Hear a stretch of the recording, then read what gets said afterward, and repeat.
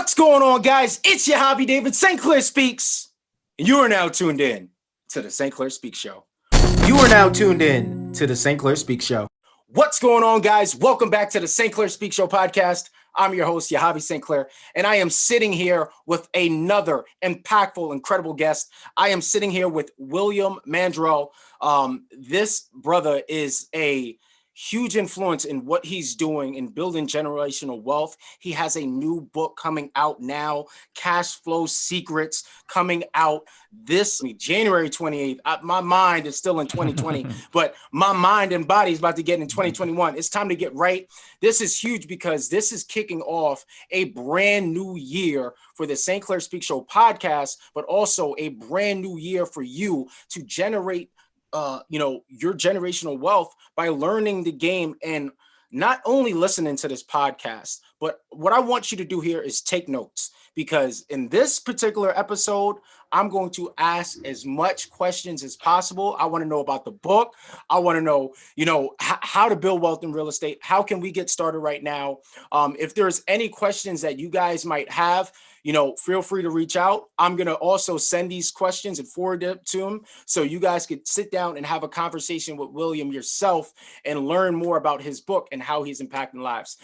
Without further ado, Willam, please, can you give our audience a 3 to 5 minute introduction on your brand, your business, and of course, what brings you onto the St. Clair Speak Show podcast? Sure. First of all, man, I appreciate you having me on. That was probably one of the best intros I've had, in a while. So I definitely appreciate you having me on as a guest. And little background on me, I've been state. I'm in Boston.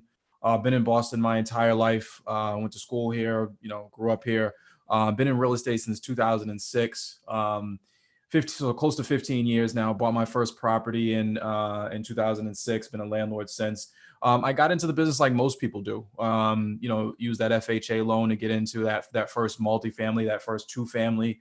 FHA loans are beautiful. If you're not familiar with, they're government-backed loans. You can get in for 3.5% down. So every $100,000 you spend, you're putting a down payment about $3,500 down. So that's going to be something different to everybody in different parts of the market. If you're in New York or Boston, it's going to mean a little bit more. If you're in Alabama, Mississippi, Texas, it might mean a little bit less. But that program is something that's offered throughout the country. And then from there, I kind of just fell in love with the business. My grandparents were in the business, had always kind of pushed me to get in as well. And I'm glad I listened to them. When I bought that multifamily, I started getting, those first couple checks. And I think my mortgage at the time was roughly $2,500. I'm living upstairs, 3-bedroom apartment. Downstairs, the lady's paying me roughly $1,750. So you're talking about $2,500. She's covering 70% of my mortgage or 65% of my mortgage or something like that. And I'm looking at it and I'm saying, okay, well, the property's appreciating, it's going up in value. The neighborhood's, changing. As every monthly payment that I'm making, I'm paying down my debt. And if you pay down your debt, you increase your net worth. So I'm paying down my debt, property's appreciating. And, like I said, eventually, if I moved out of that property, I can probably get $1,700 to $2,000 or whatever it may be from my unit, which means that I'd be cash flowing as well. I'd actually be putting money in my pocket after my bills were all said and done.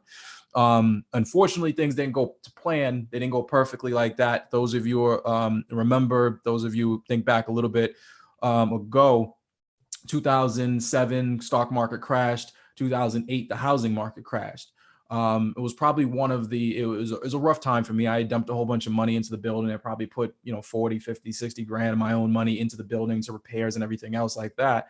But I learned through school that, and I learned through reading, through, following investors like Warren Buffett, that real estate markets and like everything else work in cycles. So I understood that we were headed downward. But one of the things that Warren Buffett preaches is, when there's blood in the streets, there's opportunity, there's money to be made. You don't run in the same direction everybody else is running. When people are running away from the market, the stock market's crashing, real estate market's crashing, people are selling out.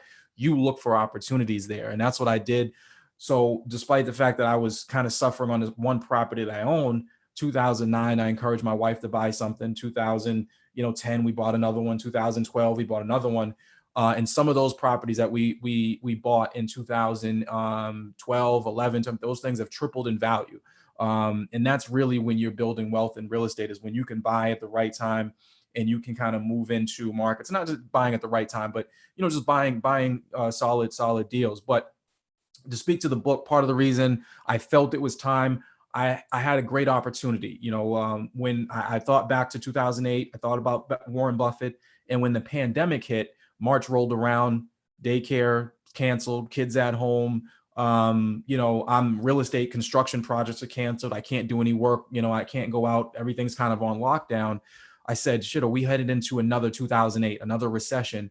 And that's when I said, I want to help people realize what this means, what they can do. If I had this book in 2008, in 2009, I would have tenfolded what I've done. And most people are going to be running away when things like the pandemic hit, when they should be running towards things like real estate. So that was kind of the reason of the book, and that's kind of where I am today. You know, I'm holding somewhere around 50 units right now, with the intention of probably doubling that portfolio size over the next couple of years. Okay. All right. So let's really unpack that, because for me, I definitely understand exactly. Well, I have some understanding, and for those who are new to this, how do you begin? How do you begin? Because there's so many ways to get started, but how does a newbie, you know nothing, how do you get started? I would say first, decide what you want to do. When most people get into the real estate business, there's a lot of things pulling you. There's tax liens, there's wholesaling, there's flipping. Flipping is all over HGTV and everything else. There's two different ways, and this is one of the things I talk about in Cash Flow Secrets is flipping and wholesaling are not wealth building strategies. I see this on Instagram all the time. I'm building wealth. I just made this check. Those are income generating strategies. There's a difference. If I stop wholesaling, I stop making money. On a Sunday, when my construction crew is not at the project flipping the property, I'm not making money. When you get a check from wholesaling, when you get a check from flipping property, the federal government comes in, they take 40%. The state government comes in, especially in Massachusetts, they take like another 7%. FICA, Medicare, Medicaid, you make 50 grand, you're left with 25 to do something with, and then the money's not working anymore. The difference between flipping and rental property is I'm making money as I'm sitting here talking to you, brother. That's what I'm saying to you. That's the difference between rental property and cash flow. People, how are you making money while you're sitting here on a podcast?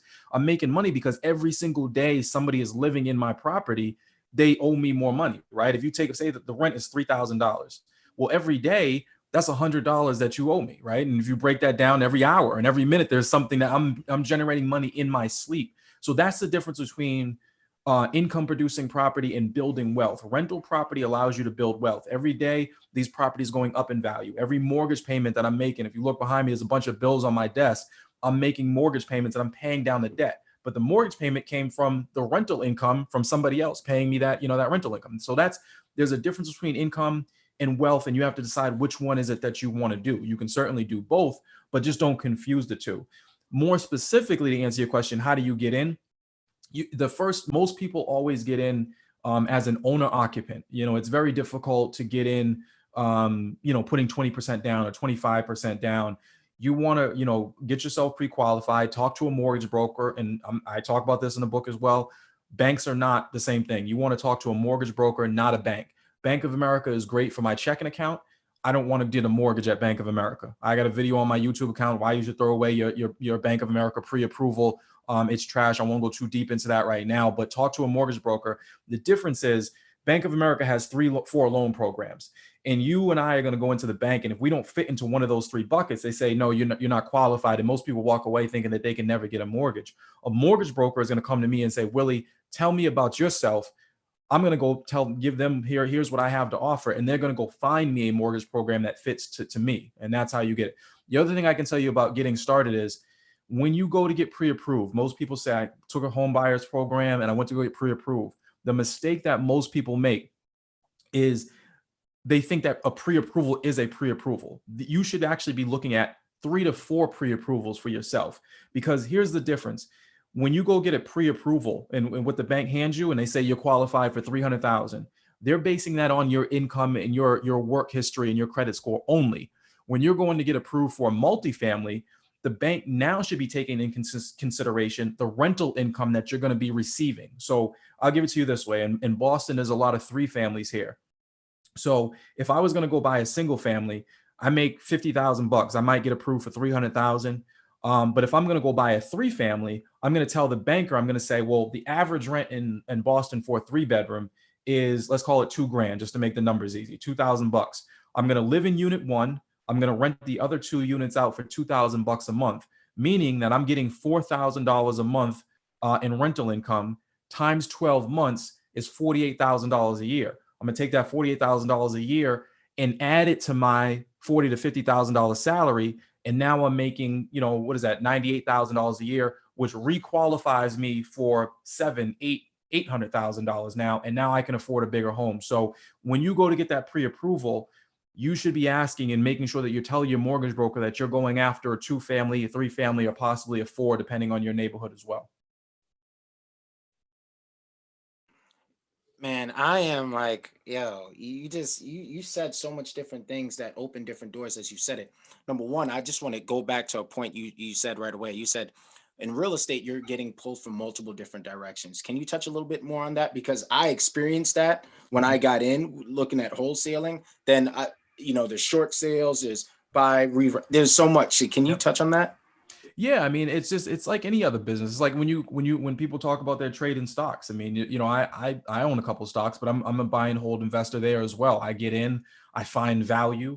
When the stock market crashed, and it was very brief, I think in March or April, I looked at it and I said, this pandemic is not going to last forever.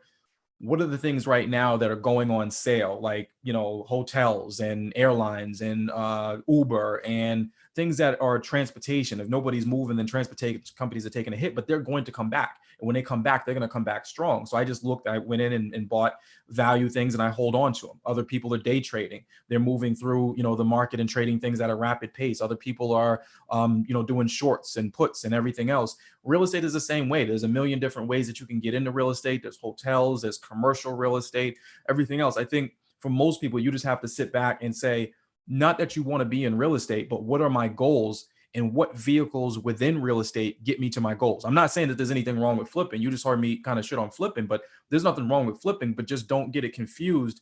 Flipping at the end of the day is still a job. You just have a job in real estate. Wholesaling is still a job in real estate. You can be a doctor and take that doctor money and put it into buying and holding. You can take the flipping money and you can put it into buying and holding. But people confuse, and they think that there's this myth out there that if I want to buy and hold, I somehow have to start flipping, and then I can use that flipping money to get to buy and hold.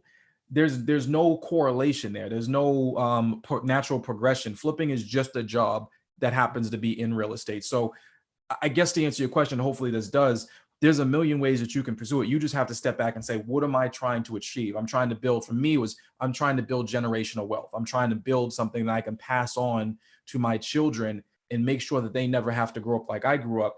And me flipping houses didn't achieve that. Me buying rental property that I can own for the next 40 years does achieve that. That's a very powerful thing. You said so much. You said so much, and there's so much that you said. Each little thing that you said has a huge ripple effect, which leads me just to my next question. You mentioned hotels. I was just gonna dive into commercial real estate. What's your thoughts on that? Are there any things in the book that talk to commercial real estate? Not yet. So my plan is this, and I have a lot to say in my experience in real estate and stuff like that. So this is one of a couple books in a series. So it's Cash Flow Secrets is the first. Business Secrets is coming out later on this year. Cash Flow Secrets is all about getting in, getting started, getting yourself pre-approved, checking your credit, checking your personal finance, learning the difference between mortgage brokers, banks, and then kind of scaling up in between 2 to 10 units. Business Secrets is basically taking and now making it a business. How to hire virtual assistants, how to hire your first, in-house assistant, how I hired my first property manager, how I got a project manager to go in and do construction with me, looking at commercial real estate and kind of scaling out. So in that book, Business Secrets, that's what I'm going to touch upon, more of the commercial items. This first one is for your listeners who are just getting started and really just kind of wanting to get in the game. But definitely look out in the next couple months, and I'll be coming out with that next one to talk a little bit more about how to really scale and how I'm taking, how I went from 10 units to 50 units and how I plan to go from 50 to 100. I'm so excited. And you mentioned that, you're sending me a copy of the book. I'm excited for the book. So it's already in the mail, brother. Like I'm excited for the book. I'm really excited because the timing is impeccable, to really sit down with you, have that privilege, and really figure out, okay, what's the best way to go. But you also mentioned something. Why am I doing this? Right? Focusing on your why, generational wealth, the long term. So it makes sense to, of course, buy and hold. Yeah. I see I'm in a Facebook group, and I don't know if you can answer this question, of course, but I seen something where it's like, okay, so if you want to go to S corp route, you want to go buy and I think it's buy and hold. But if you want to go to LLC, it's more so buy and flip. Do you touch on that as well in between both books, or that's like we do, yeah. We go into okay, asset protection is basically, the category that you're talking about right now is how do you protect yourself. So there's a couple of different things that we talk about, in those books. And for me, I own everything in an LLC. So when I say everything, I don't mean, and this is where most people get, confused. A lot of people go out and they say, I'm going to start Mandrell Co. LLC, and I'm going to buy all my properties in Mandrell Co. And that's going to be my LLC where I hold my properties. I think that's a faulty business plan. And I'm going to tell you, I'm going to explain to you why. Me and my brother own a property together, and it's 123 Main Street, right? And I have a partner. It's me and him. And then me and you buy a property together, and it's 456 Main Street. Well, if I have, and let's say both of those properties are under the Mandrell Company umbrella. If I have somebody slip and fall at me and my brother's property, and me and my brother are not taking care of my property, your property is now affected as well. Hopefully that makes sense to you. Basically, whoever sues us is going to go after everything under that Mandrell Company umbrella, right? So what I do is I separate assets by LLC. So for instance, I own a property and it'll be 123 Main Street. LLC will just own 123 Main Street. And I know most people thinking, well, the LLC is $500 in my neighborhood or $600 in my neighborhood is inexpensive, but you're in real estate. It's an expensive business to operate in. So there's a separate LLC for 456 Main Street. And that way, if something happens over here, I'm protected. And this property is insulated. You can't go after. That's just like saying, hey, McDonald's gave me a bad, hamburger and it got me sick. So I'm going to sue all of the restaurant industry. Burger King has nothing to do with your bad hamburger at McDonald's, right? It's a separate entity altogether. And again, I don't know if this is true, but right, let's say for instance, there are restaurant portfolios, and most people would probably never realize that, like, and again, I'm kind of summarizing here, but Cheesecake Factory, and let's call it Uno's Pizzeria, is owned by the same company at the end of the day. But you wouldn't have a problem with Uno's and sue Cheesecake Factory. There's no correlation there, but yet the owners are still the same. So that's the way I treat my business within in the real estate industry as well. Is I own 14 or 15 different individual properties right now, and each one of those are in separate LLCs. And then I expand it and go into asset protection. And I'm not an attorney. This is just the way I operate, and you can take things from the book and really get your own legal counsel depending on what state you're in and everything else. But I also have what's called umbrella insurance. So let's say somebody sues me for $2 million and they take the property from me in some way. They can't take any of these other properties, but the properties only has another value of $1.5 million. So they still are due another $500,000. They can't attack my personal residence. They can't attack any of my personal money because my umbrella policy covers all of that extra thing, anything that they exceed outside of the LLC. And then we also talk about life insurance and the importance of it. Getting life insurance, and I know I'm droning on here, but getting life insurance really early in the life is super important. I've had life insurance since I was 30. And the reason, even before I had children, even before I was married, I got it because I knew that those things were coming down. I knew children were coming down the pipeline. I knew marriage was coming down the pipeline. The reason I got it so early is because I was able to lock in my a financial advisor told me, and this has always stuck with me, you're never going to be in better health, or you're never going to be younger than you are today.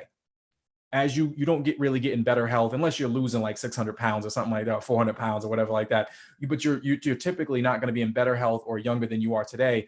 And the way life insurance works is the younger you are and the better health you are, the cheaper it is. And again, I'll share with you, my wife and I both pay somewhere around 75 to $80 cheaper than your cable bill, cheaper than your internet, for about $1.5 million in coverage, meaning that if I drop dead today, my wife will get cut a check, no probate, no court, no nothing, for $1.5 million. And the reason that we did that is because we talk about this in the book too, is protecting that time frame where your life is the riskiest, right? And between the time that my kids are born to the time that they become adults and go off to college, I have a 20-year term policy. That means if my wife loses my income, I drop dead to get hit by a bus, my wife loses my income, she's now got $1.5 million to make sure that my kids don't need to get out of their schools and go to some new school. We don't need to sell our house. We don't need to change our lifestyle. They don't need to change anything. They're now mourning dad, but they don't need to also have a financial burden on their shoulders as well. So we touch upon all that stuff, including asset protection. Man, wow. Oh man. Oof. I'm trying to figure out where do I follow from that, but that is, that's spot on, man. Life insurance is something that, has recently, definitely has caught my ear, especially because of Clubhouse, talking to so much different people. Yeah. So I kind of want to just piggyback for a second with all of, with all that you mentioned. Do you offer a program, like an online course where, anyone's following the step-by-steps and getting started in real estate as well? Yeah, absolutely. So it's coming out soon. And I have actually had something out for a while, but I wanted to rework it because there are certain steps and people get hit with just a fire hose of information constantly. I mean, you go on the internet and go on, like I said, Clubhouse or YouTube, and it's like, where do I start? How do I, so I was doing the same thing to people. So I took a step back and I said, I really wanted to reorganize how I'm doing that. So now I'm almost doing courses that correlate directly with the book. You buy Cash Flow Secrets, and then the courses will kind of give you, so if I could take a step back, that, the way that most people go into this, they start investing, they go get an E-Trade account and they're like, I'm buying stocks, right? Well, if you don't have good health insurance, then you shouldn't be buying stocks. You know what I'm saying? Or if you don't have, if you don't have a solid foundation in terms of life and maybe disability insurance and some other things that you need to build a solid foundation, then all the investing stuff doesn't really, you got to build your solid foundation. So that's why, so to answer your question, I stepped back and I reorganized my courses and said, I want to make sure people are building wealth in the right way. So we're re-releasing those courses and making sure that the steps that people take as you follow along the course, that pyramid, that foundation that you're building is being built first, and then we start talking about investing and all the other stuff like that. And I know it's tough for most people, because most people are like, I don't really want to talk about life insurance. I want to get right into the nitty gritty of buying properties and everything else. But these are the things that I really wanted people to understand, that one of the biggest things that takes people out, you can go ahead and make $100,000 in the stock market and have a good trading account, but if you don't have the proper coverage, in the primary winner, breadwinner in your house is passed away, that everything that you did just doesn't really mean anything. Or if you don't have the proper coverage and you lose a leg and you're in the construction business, are you covered for that? You know what I'm saying? Or somebody in your family has an illness, and you don't have the proper health care, are you covered? And then that, all the stuff that you did in terms of investing and buying real estate just kind of washes away. So we want to make sure that the foundation is solid, first, before we start building upward. You said it best. Health is wealth. You said it best. Absolutely. So I do want to play devil's advocate a little bit, and I want to know your take. What's your take on two questions, actually? Mm-hmm. Short sales and hard money lending. Short sales are, so basically a short sale is, for your listeners that may not know the terminology, it's basically you have a seller, right? Or you're individual, you owe $500,000 on a house, but the house is only worth today $400,000, right? So the house, you owe $500,000, and you probably bought it at the top of the market, and you had an unfortunate situation. Or sometimes what happens is there was a fire, and instead of taking the insurance check to fix up the property, you took the insurance check to go on vacation or something like that, right? So there's a house, there's a house that's worth $500,000. You owe $500,000, only worth $400,000. So a short sale is basically you going back to the bank and asking for forgiveness, basically saying, can I sell this house for $400,000? And because it's only worth that much, are you going to forgive the extra $100,000 that I owe? So as an investor, there's nothing wrong with a short sale. You should absolutely pursue short sales. The only problem that you're going to have is it takes a long time. Once you put that property under contract with a short sale seller, the bank doesn't say, yeah, we're going to agree to this in 2 weeks. There's an appraisal and an evaluation. And I've had money tied up in short sales for 9 months, a year. Sometimes it takes a little bit of time, especially during a downturn in the economy, because there's a lot of other people applying for that short sale position as well, trying to get the bank to agree, and they want to make sure that they're not getting ripped off.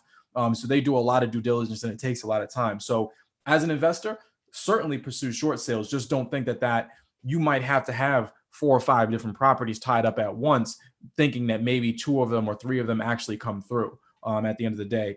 The other side is, what do you ask me about? Short sales and what else? Hard money lending. Hard money lending. Oh yeah. Okay. So yeah, hard money lending is popular when you're first getting into the business. And I talk a little bit about this in the book as well. You need hard money. Hard money has its place in the industry, because when you're brand new, especially if you want to do a rehab or a flip or something like that, you don't have a resume, you don't have any track record. So a bank is probably not going to mess with you. A commercial lender or construction loan is not going to mess with you if you don't have any track record. So you go to a hard money lender, and hard money lender is basically going to give you ugly terms. They're going to give you 10, 11, 12%. They're going to give you 2 points, 12 and 2, 10 and 2 is some popular. So you're going to see credit card interest rates on buying a house is basically what a hard money lender is. But you need them in the beginning in order to build a resume, right? So you do that. You do a couple of deals with hard money lenders. You document the hell out of it. You take pictures. You show your profitability. I bought it for 100. I put 50 into it. I sold it for 250. I made this profit. And then it becomes a certain time in your career where you really start to make money, because you no longer need hard money lenders. At that point, you can go to a commercial lender, your local bank, or your local, not Citizens, not, Bank of America, something, Boston Credit Union or New York, Financial, whatever, something local, and say, I want a construction loan.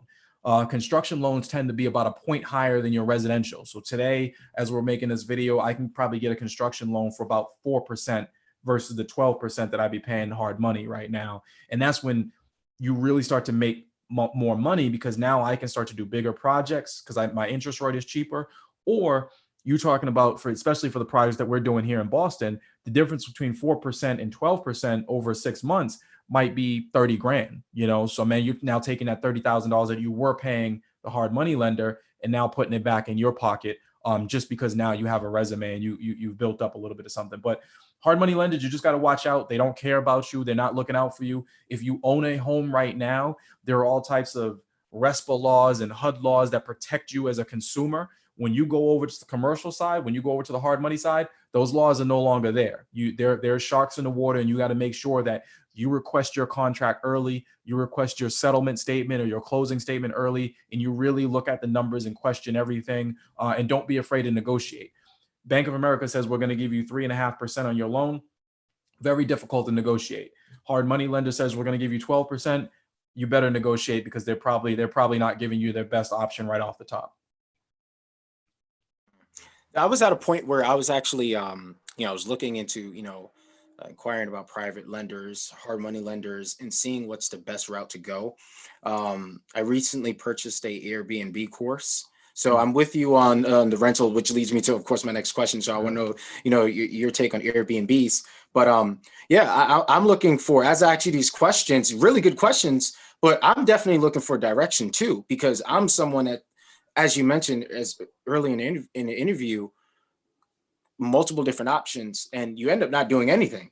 Yeah. So it's all about getting started, and too much information you could overload. So I want to know your take on Airbnb as well, and what are you seeing now in the economy in real estate versus when the pandemic first started? So your first question, Airbnb, I don't think it's a bad business model. So there's two sides of it. You're still building wealth. I would say Airbnb is still a buy and hold business model. You're still owning the property long term. It's just two different things. It's a little bit less passive, right? Because now you have a lot more turnover. Every time somebody turns over, it might be 3 days they're staying there, it might be 3 weeks. You got to go in and clean up and get it ready for the next tenant that comes in. You got to service whatever you need to service, make sure the bed sheets are clean. You most likely have the place furnished. So there's a little bit more involvement in the Airbnb strategy than someone like myself who says, I'm renting you this apartment, I'm giving you the keys, it's clean, right? You move in, you move your own furniture in, you service everything yourself. As long as the heating and the roof is not leaking, then I'm good. And I'll see you again in a year when we renew the lease. So same exact strategy, but you have a lot more, but you can make a lot more money, right? So for me, I'm going to charge $2,000 for that unit, where you might be making $3,000 because every night, or $4,000 because every night you're turning it over, or every couple of nights you're turning it over, but it's a little bit more work for you. So it really depends on your strategy. I'm a little bit more passive, would probably rather do the units, the volume. But if you build a great system around the Airbnb, you can certainly do that. You just have to, maybe you have somebody else as a cleaner for you and you don't do your own cleaning. Maybe there's a website or something like that. I'm not too familiar with Airbnb, but as long as there's a system that you can create where you can kind of do volume and not have to, pull yourself back in every couple of days, then I think it's a great business model. I got a lot of friends that are in that side of the business making some good money. The only other thing I would say about Airbnb, I don't know how it is in New York, your listeners, wherever else they are in the country, but here in Boston, there's a lot of regulations around it. We didn't like it. We did like it. We banned it. We weren't banning it. It's just a lot. So there's a lot of things swirling around it. You just got to pay attention to the regulations and new president coming in. Does he like it? His administration like it, or whatever else like that? So, sorry, what was the second part of that? Airbnb and what else? The second part was, what are you seeing in terms of the economy and real estate, and Gotcha. the beginning of the pandemic in terms of just now and where we're at? Gotcha. Yeah. So, I mean, like I said, last housing market crash was 2008. We started to recover 2009, 2010. I know, if depending on where you are in the country, like I said, I'm in Boston, I'm in New York. Some areas see the upward swing a little bit faster than some other areas. But I would say by 2012, everybody was kind of on some type of recovery. 2012, we're now in 2021, right? So you're talking about, we're 10 years past, that upward swing. Pandemic comes in, stock market's doing well, or whatever like that. So my personal opinion is this, and I'm not an economist and I don't have a crystal ball or anything like that, but my personal opinion is I'm still buying right now, but I'm very cautious. I'm buying only the best deals. I'm buying because the numbers make sense. That is the other thing I would encourage listeners to do when we talk about the difference between investing and speculation. Speculation is, I'm buying and I know the property value is going to go up. I'm buying because the cash flow is there and I know the numbers make sense, right? So the reason I like rental property is, despite what the value of the property is, right? Let's say I buy something today and it's $500,000 and it's spitting me off $2,000 a month in rental income or cash flow. Let's say tomorrow the economy starts to take a tumble and, in a couple months, my property's worth $450. Though I've lost some value in terms of my net worth has gone down, I'm still profitable on that property. The cash flow hasn't changed. You're not going to see rents come down just because the market value comes down. I'm still spitting off $2,000 a month. So I'm still able to hold the property, pay all my bills, and wait for that next upswing. If I was 65 today, I would probably be looking at selling out. I'd be very skeptical about the market right now, where we're going. I'm too close to retirement, blah, blah, blah. For me, I'm 37 right now. I still have 30 more years, 20, 25, 30 more years in this business. I'm going to survive, or not, I wouldn't say survive. I'm going to see a 3 or 4 more cycles, right? Downward spins, upward ticks, downward spirals, upward spirals. And in each one of those downward spirals, I'm going to be doing what the opposite of what the market is doing and trying to grab more properties because I know it's going to come back. And then, like I said, eventually there'll be a point where, I'm going to try to protect my retirement and maybe sell off some assets and then keep other assets for my children. But to answer your question more specifically, the only thing that I've really noticed right now is and again, I'm a Boston investor, so other people might have a different, opinion. The only thing that I've noticed that's really changed in the last 10 months since this thing started is banks have really tightened up. Where I was going to banks before, they were saying, go ahead and do it. Go ahead and do your thing. Now they're saying, wait a minute, what are you doing specifically? How long is it going to take you now? And what do you think about this? And can we call this reference? So they have really tightened up a little bit because they are scared that, here in Boston, especially in student housing, we're a big college town, Harvard, MIT, BU, BC, Northeastern. With coronavirus and the pandemic, a lot of those schools didn't come back. So a lot of the landlords here that focus on student housing took a hit. They're down 5-6%, in terms of their rental income and everything else. So the banks are really cautious, and they're trying to see, especially here, how that's going to affect us long term. But for me, I can tell you specifically, I'm in the Section 8, housing voucher market. That's my primary focus. I would say 80% of my tenants have some type of voucher, whether it be Boston housing, metropolitan housing, or some type of other housing voucher. So for us, and people like me, we didn't see much of a change in our portfolios, because as long as the city of Boston's still paying their bills, then I'm good. You hit something spot on. Boston is really big on colleges. It is. That's huge, man. Colleges and hospitals is what we're known for. That is a huge ripple effect. That is huge. I want to ask you another question. In terms, of course, sticking in real estate for a little bit. You touched on wholesaling. Have you worked with wholesalers, scaling, or was it all just rental, or have you wholesale properties? I've wholesaled one deal, and I regret it every day. I wholesaled one deal. I think I picked it up at 275, and you're talking about maybe 5 years ago. Put it under contract at 275, sold it at 350 between me and my partner. So at the time, we're like, dude, this is $75,000 rip. I'm like, this is, it seemed like the right thing to do. I can tell you that property right now that we sold at 350 is worth probably 950 to $1 million all day long. And that was probably 5 years ago. So at the time, that $75,000 rip between the two of us seemed really nice, but we left about $500,000, if not more, on the table in pure equity. So since then, I've been straight buy and hold, bro. Oh, you know what?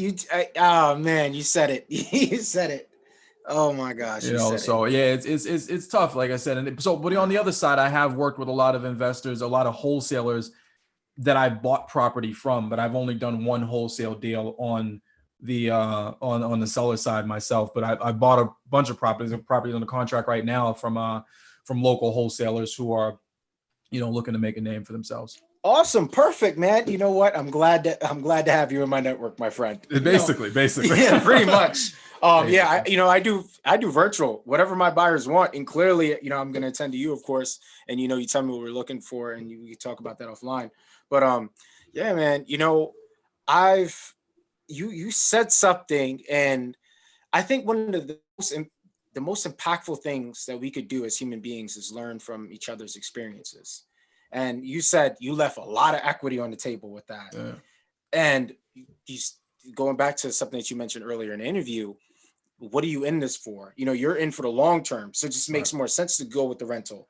But if you're looking for the cash flip at that time, 5 years ago, at that time for you, it made sense. So, you got my mind fired up. I'm sorry. And it's hard to say though, because at the time, like, I didn't record what I was doing at the time. I probably needed to eat, and everybody does need to eat, right? We need to pay our bills. My cell phone bill might have been on the verge of getting cut off, right? Or, what I'm saying? Or I probably had to pay that car note. So it's hard to look back and say, I entirely regret it, because I try to make the best decisions at the time, depending on, my particular needs. But I do drive down that street on a regular basis. It pops up on my MLS and I'm like, $950, $1 million for this property right now. And yeah, it's true. And we sold it, like I said, we let it go for 350.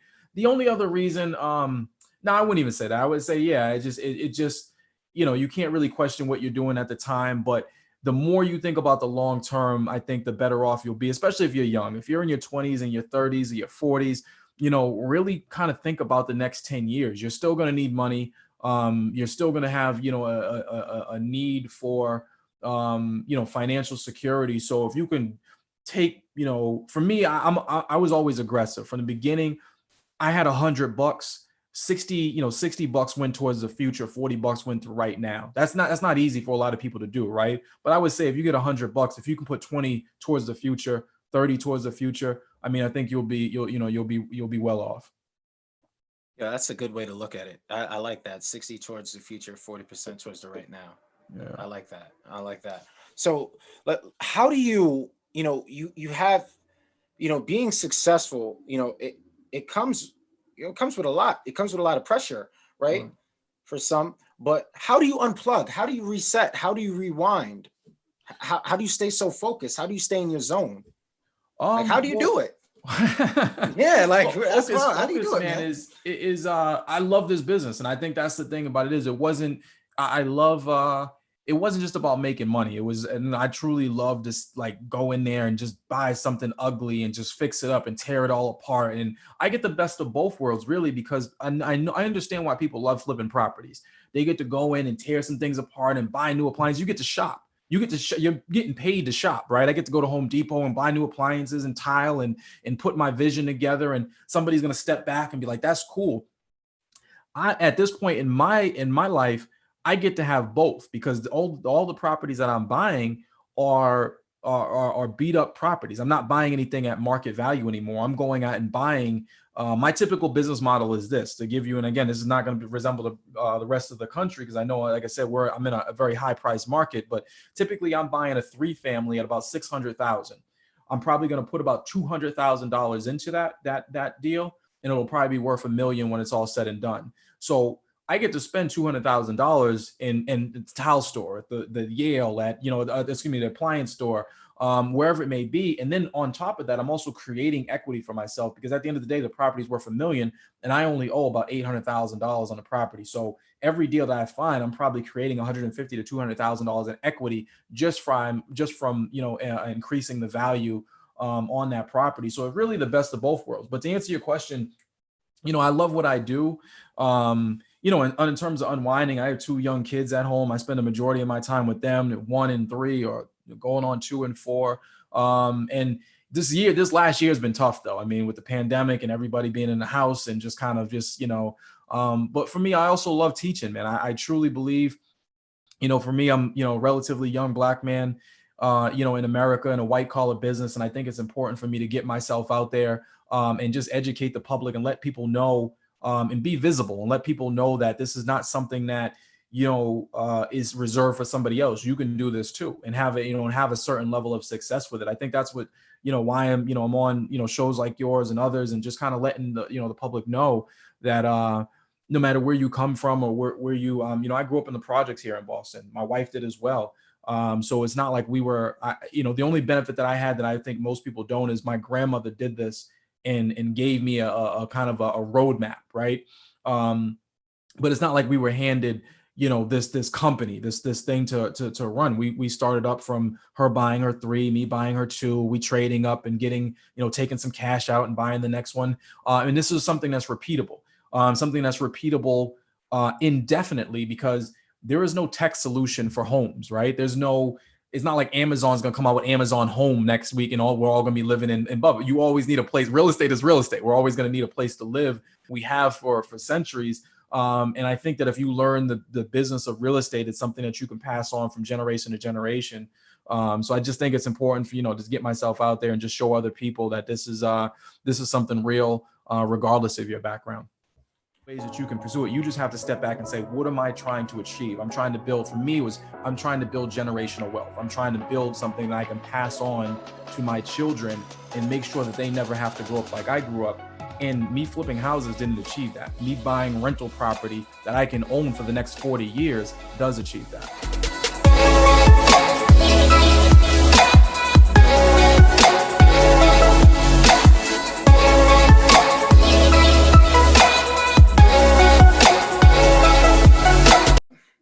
So this is one of my favorite questions, and I ask every guest that comes on the show the same question. And it's this one in particular. It's my favorite. How do you overcome adversity? And hopefully this answers your question, but I've always been a type, like my father, and people always get confused about my story because they're like, well, if your grandmother was so successful, like what happened, what happened to the next generation? And the quick answer is, and I talk about this in Cash Flow Secrets as well, is my father mixed up in drugs. She paid for him to go to college. He didn't go. My uncle wanted nothing to do with the business. And she's in her 60s, going on 70s. My grandfather had died. He was was in the war and had gotten shot, lived with a couple of years with a bullet in his head. And we lost him about the time I was 5. So I think I was 11 or 12, and my grandmother just couldn't walk up and down the stairs anymore. She had showed us kind of the ropes in terms of cleaning up and collecting rents and stuff like that, but we weren't old enough to, take over any property. My father's off in and out of jail on drugs and everything else. So she decided, she was like, look, I'm going to, teach y'all how to fish instead of giving you a fish. I think I gave your father and your uncle too much. Instead of giving you guys, everything, I'm gonna, kind of, teach you kind of or give you a model. And I'm glad I followed that model. But, adversity for me has always been, I like, I don't know, I thrive in a situation where people think I can't do something. So the idea that my father didn't go to school to graduate from, he went to Northeastern. I was talking to my brother about this last night, and I was like, you think the reason I graduated from Northeastern was by chance? Nah, she was intentional. I wanted to, like I said, I wasn't going to follow in his footsteps. The reason I got into real estate was intentional. But for me, I like the idea of when somebody doubts me, that just fuels it, man. I love it when people sometimes I pretend.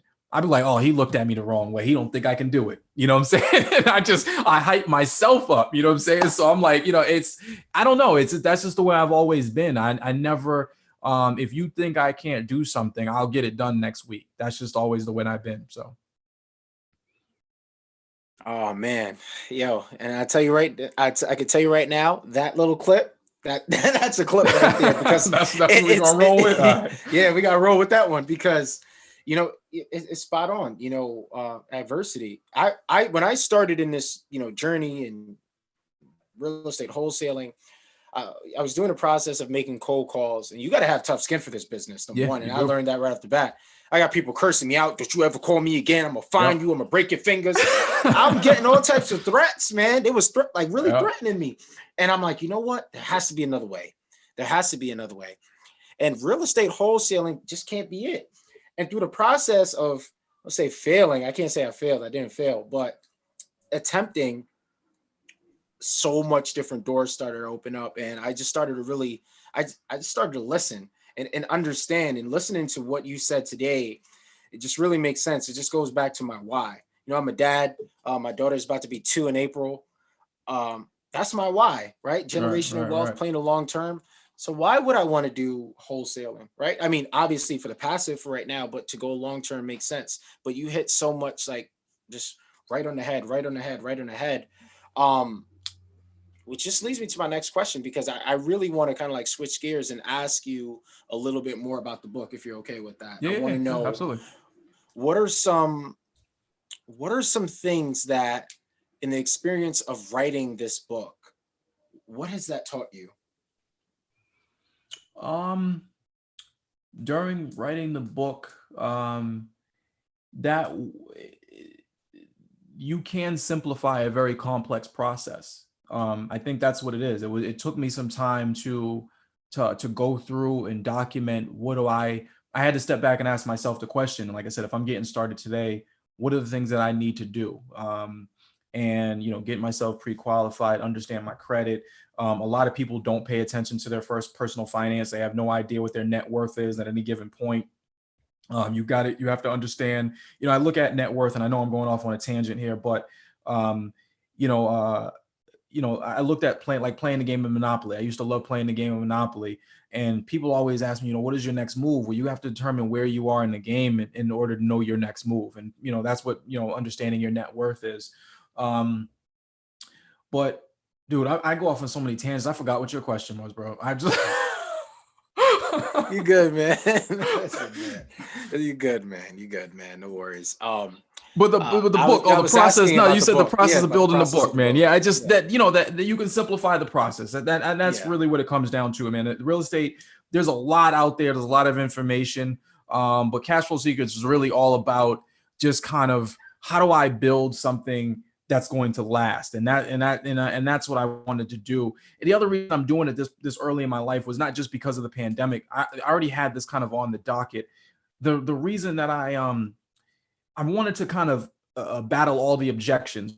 And if I waited till I was 55 to write this book, young brother coming along can say, dude, I'm 25. That was 30 years ago. Game don't work like that anymore, right? And I didn't want that to be the case. I wanted to say, look, I'm 10 years ahead of you. The game is still the game. You know, the game's been the game, right? It was the same game when my grandmother was there. It's the same game when I'm there. So I wanted it to be more of a connection, and I felt like I can reach more people, you know, and it's hard for me to tell you the truth, because I'm trying to, put out a book and then also do my own real estate thing and then raise kids and stuff like that. And sometimes I want to take some things off of my plate, but I think it was important for me to put it out at this point, because I'm not as disconnected from the next generation as I would be if I waited till I was, after my career was over. Because then, like I said, somebody can say that this is a different time and he did that back in 2010. No, the business is still the business, and you can do this, just a short while after I'm writing about it, and I'm teaching you exactly what I did. What are the three? I'm sorry to just hit you with another question. No. What are the three most important things that someone should know getting into this industry? If you could only limit it to three, if you can, but if you exceed and you want to give me five, give me five. But if there are only three you could say. Three, if you can say, is you got to stay focused. You got to wake up every day with that hunger. People want to, this is not a 9 to 5 thing. This is not a, on the weekend thing. If you're a landlord, if you're an investor at 2 o'clock in the morning on a Saturday, you're an investor at, 9 o'clock in the morning on a Monday. So get it out of your head that this is a job. This is this is a lifestyle, right? I mean, that's number one. You have to stay focused. And if you stay focused, you can do some amazing things in this business. Number two, I would say the power of leverage. You have to learn money, and I'm not talking about, most people think that they understand money. They really don't. They make decisions emotionally. They spend money emotionally, and then they try to justify it with logic later on. But learn as much as you can about money. Learn as much as you can about the economy. If you learn how money flows through the economy, if you see it flowing, and that's the way I look at it now. Once you learn enough about money and the flows and the Fed and the interest rates and stuff like that, I'm not saying you need to be an economist. You can see ways that you can extract money from the economy as it flows, right? I know immediately pandemic hits. Okay, so what is the government going to do to help stimulate the economy? If restaurants are closing and hotels are closing and this is closing, then we're going to see some type of pullback, right? And if we see a pullback, the government's going to try to stimulate the economy to help things doing. What are they going to do? They're going to lower interest rates. And if they lower interest rates, what am I going to do? I'm immediately going to go start refinancing all my properties and dropping my debt payments down before the pandemic's over. So the more you learn about how things flow, the better off you'll be. And then I would say number three, networking, I would say, is the key to your success. At the end of the day, it's cliche. People have heard it a million times, but your network truly is your net worth. You're part of my network right now, right? And if I need something in New York, I'm going to reach out to you. You need something in Boston, you're going to reach out to me. You build up a network of people. And most of the stuff that I've learned, the stuff that I'm talking to you about right now, is not necessarily stuff that I've read in a book. The book gives me the foundation to go ask intelligent questions to somebody else. But most of my success, how I got connected with commercial lenders, how I've found a lot of deals, is just through my network, going out there and telling everybody who I am. This is what I do. This is what I believe in. I'm passionate about it. If you have any deals, you come back to me. I wouldn't doubt if somebody on this podcast right now hits my website and be like, oh, I'm in Boston too. And as a matter of fact, I'm a real estate agent. So it's just networking, is getting your name out there, being consistent. A lot of people's like, I want to be in real estate, but they're quiet about it. They don't want to, they want to talk about what's going on with the game or, whatever. I'm out there at Super Bowl party. I don't care if the Lakers are on, if the Celtics are on or whatever. I'm talking about real estate to a point where I almost annoy people, but I don't care, because at the end of the day, I want people to know who I am, what I'm about. And that's really how it is. Go out there, shake hands, let everybody know I don't care if you haven't done one deal. If you want to be a real estate investor, you go out there, shake hands. I'm a real estate investor. I'm Willie. I'm in your neighborhood. You got any deals? Come give me a call. Here's specifically what I'm looking for. Here's my business card. Here's my email address. And just go out there. And then part of networking is also offering value as well. It's not just, hey, bring me what you have, but it's also, how can I help you? And one of the biggest things that I've been able to do and make relationships is just connecting other people. Just going out there and just saying, hey, I know, Peter, wants this and Paul wants this. How do I connect these two parties? Stand off. And then Peter's going to appreciate it. Paul's going to appreciate it. And it might be a year later, but that connection is going to pay dues and dividends for you over time. So I would say those are the three biggest things that you can do, to really get your 2021 started off right. I agree 100% with all three, especially the last three. The network, definitely defines your net worth, right? Yeah. This is why I love podcasting and what I do, because it's networking. I have a huge network, and with the experience of wholesaling, what was hindering me before was I had buyers, but I didn't have buyers that were serious, like multi-millionaire buyers, right? People that have a legit portfolio, people that are established. So networking is essential. It's essential. Yeah, absolutely, man. So that's the key. And like I said, I would, leave you with this. If I leave it, but I truly believe that anybody can do this. Like I said, my grandmother moved up from Macon, Georgia to Boston in the 1950s. She had a 6th grade education. There was no college there. There was no high school. There was no formal training. There was no deal analysis. There was no cash flow analysis. There was no bigger pockets. There was none of that. She bought property. She rented it out. She paid off her mortgage. She used the cash to go out and buy more properties. That's bringing it back down to the basics. People just get flooded with so much information. If my grandmother could do it, then anybody else can do it. You just got to put your mind to it. Man, like you don't even understand. And I said this before we started recording. Like I was really hyped for this interview for a reason. But I'm definitely excited, man. Oh, this is just the beginning. I think for sure.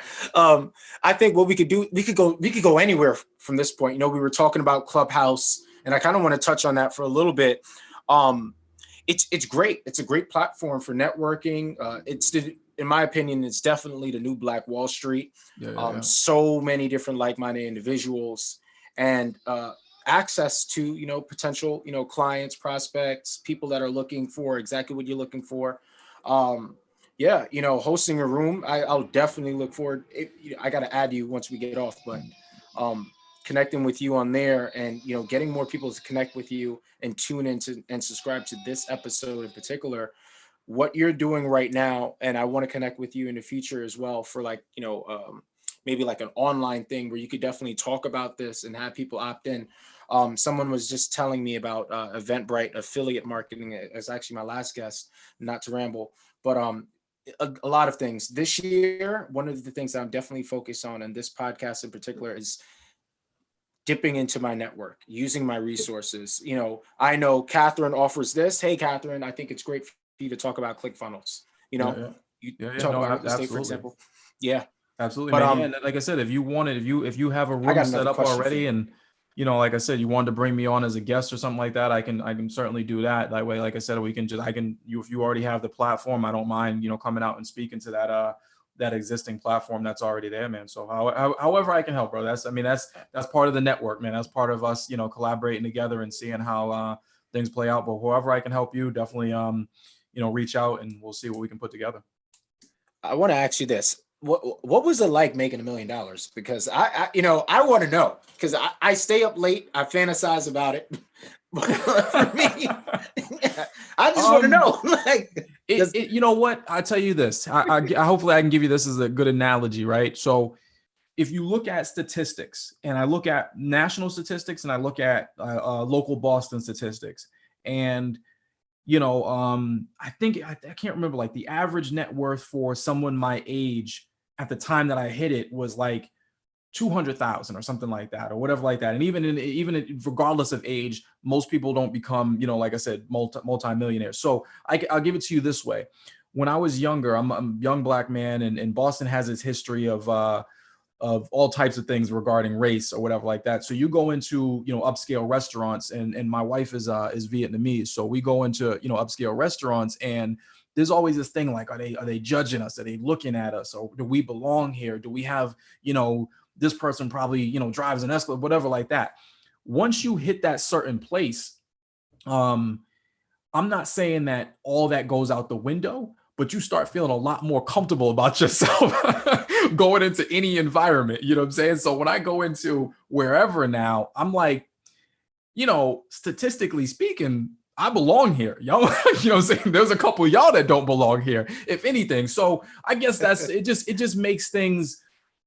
I would say, like I said, Biggie said, more money, more problems. And that he was dead on. Like I said, the problems don't go away. It's not like life all of a sudden becomes easier, but it's a feeling of, a little feeling of relief. Like, I know, like I said, there was a point where I was working 90 hours a week. I was like, I'm never going back to the projects. I'm never going back to being poor. I like filet mignon. I like steak. I like lobster. I'm never going back.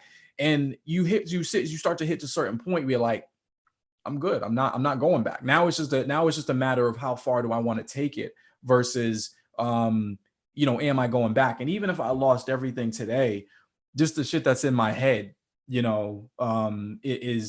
won't allow me to go back to any level of poverty at this point. So. Facts. I agree with you on that 100%. 100%. It's what's in your mind. Yeah.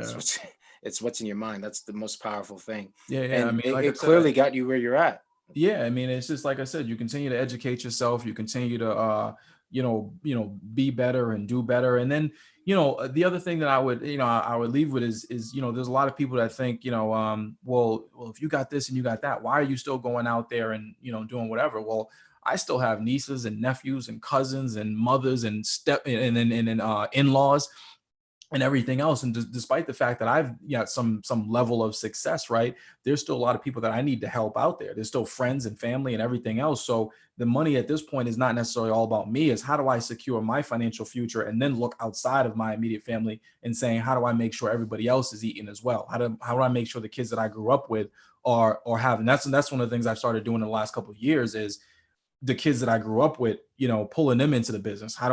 They can swing a hammer, they can, drive a truck, they can do whatever. How do I get them into the business? Help me finance this or that and get your credit right. And making sure that the people that surround me, it's not just me eating, it's the people that surround me as well. I don't know if you saw it, but Kevin Hart had a special out. It was like, I think it was like, how do I fuck this up? Or how do I, whatever like that.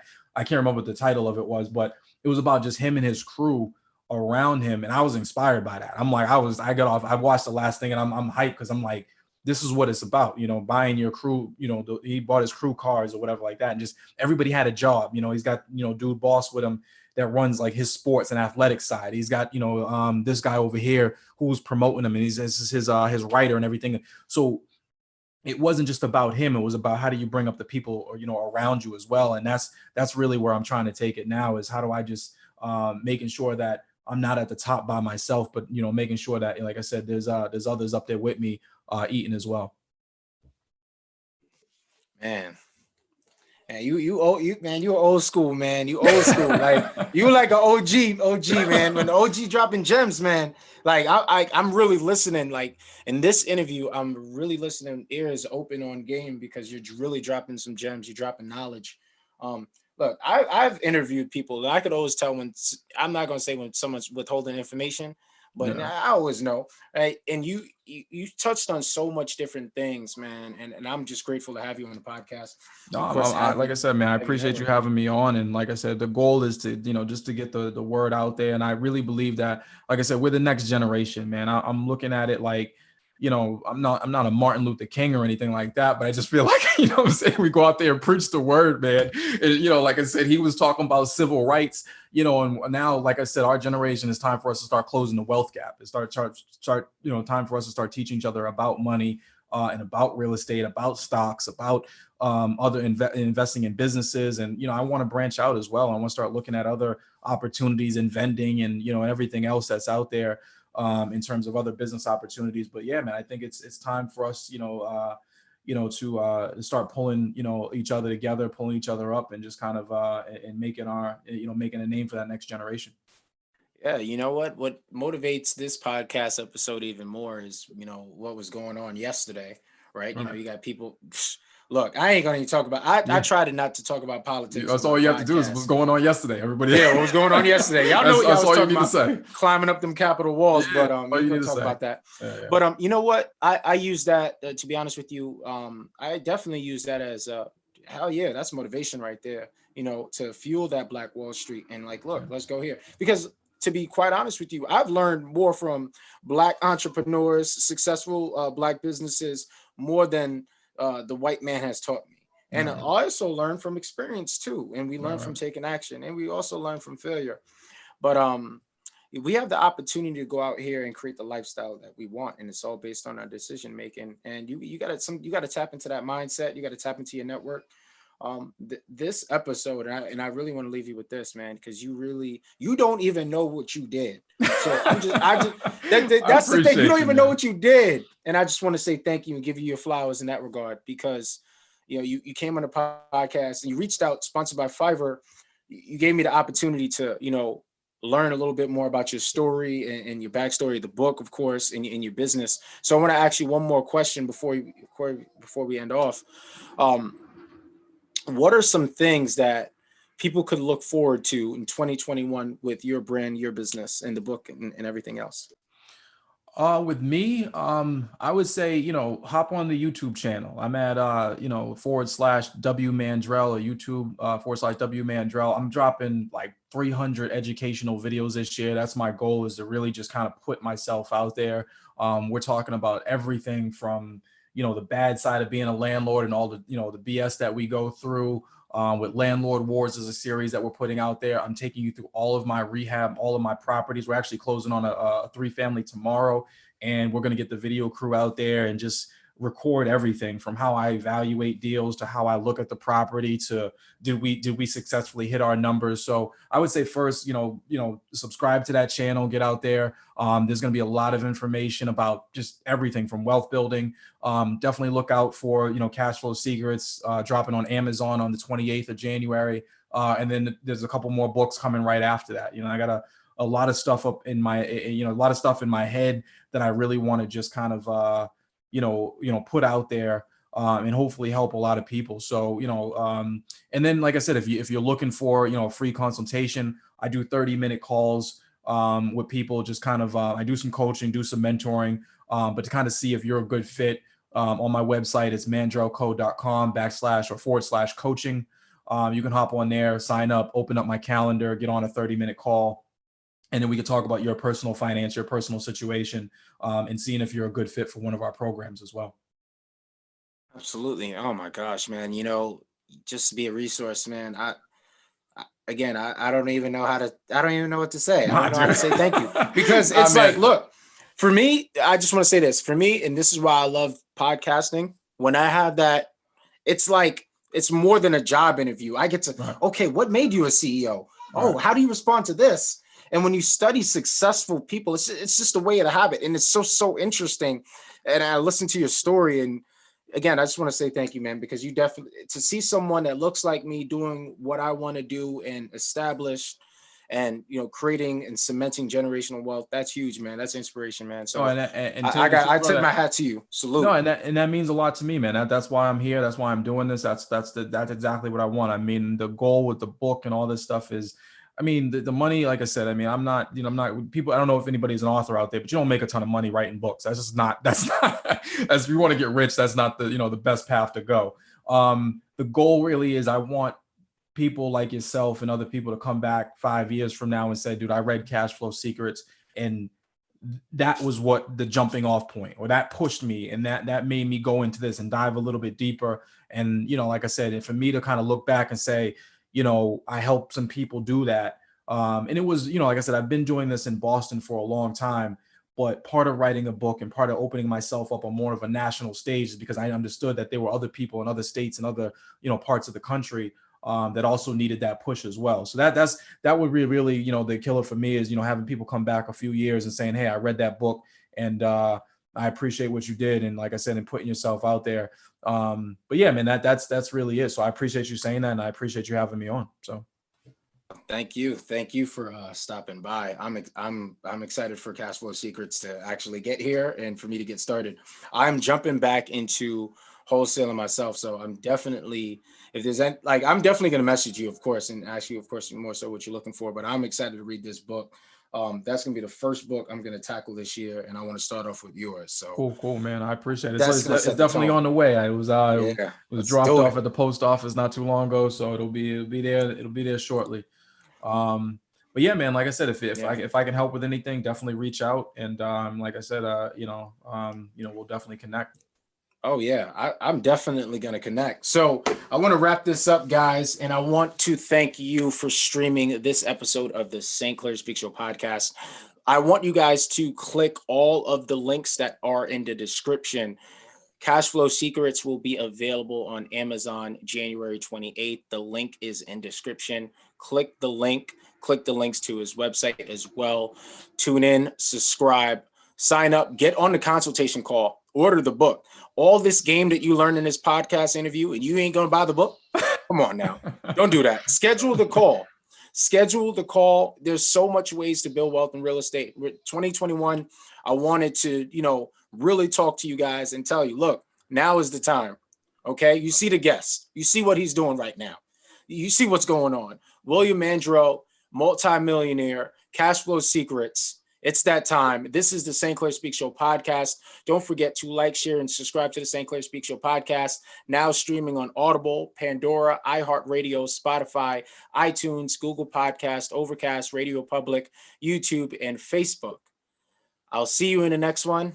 It's that time.